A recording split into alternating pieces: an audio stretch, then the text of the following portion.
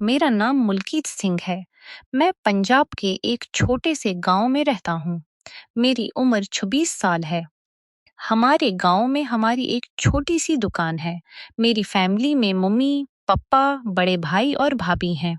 मेरे लगने को 3 माह ही हुए थे। मेरी भाभी का नाम जिस्मीन है, बहुत खूबसूरत है।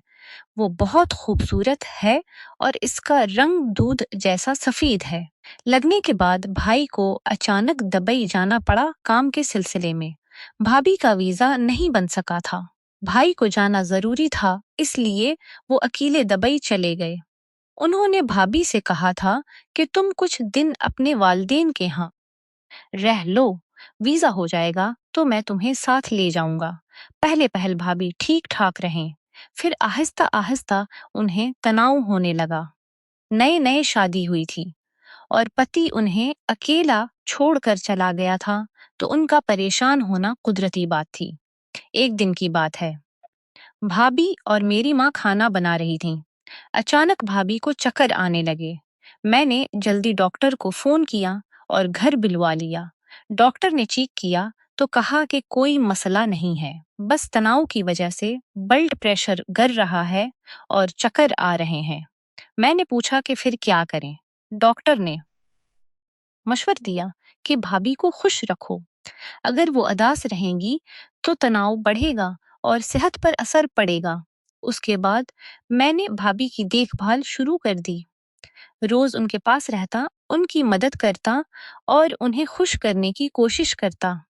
पहले मैं भाभी को आम नजर से देखता था, लेकिन आहिस्ता आहिस्ता मुझे उनकी तरफ मोहब्बत और कशिश होने लगी। भाभी भी मेरे साथ हंसती बोलते हैं और खुल बात करते हैं। मुझे एहसास होने लगा कि वो भी मेरी मौजूदगी से खुश हैं। एक सुबह भाभी जल्दी उठकर बाथरूम में नहाने गईं। मेरी नींद भी टूट गई। मैं उठा और बाथरूम की तरफ चला गया। हमारे बाथरूम में कोई कंडी नहीं लगी थी। मैंने दरवाजा खोला तो भाभी अंदर नहा रही थीं और हाथों से शहद भरी डाबली साफ कर रही थीं। ये मंजर देखकर मेरे होश उड़ गए। ये मैं जिस्म भी होश उड़ गए।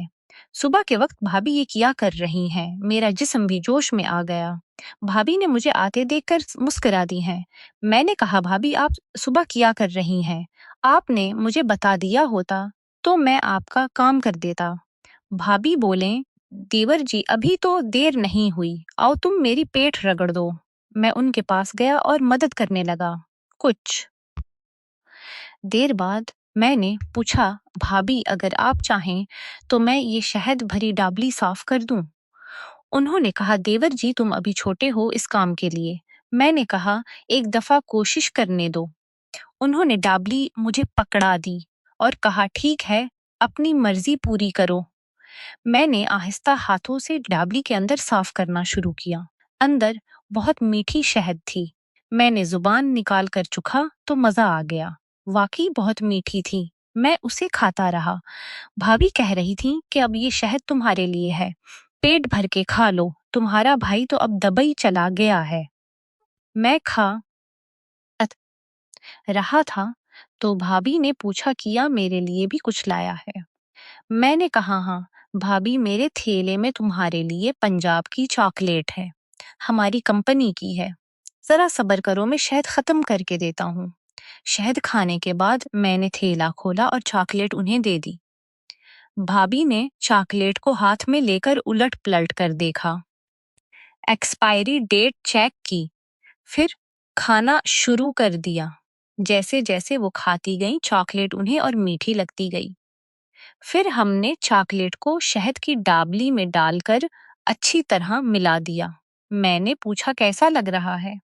भाभी ने कहा, बहुत अच्छा लग रहा है। चॉकलेट बहुत प्यारी से रखी गई है। इस दिन के बाद हम रोज एक दूसरे के लिए कोई ना कोई चीज लाते और एक दूसरे को खिलाते। मुझे भी खाने और पीने दोनों का मजा आता और भाभी को भी। अब भाभी का सारा तनाव खत्म हो चुका है और चक्कर भी नहीं आते।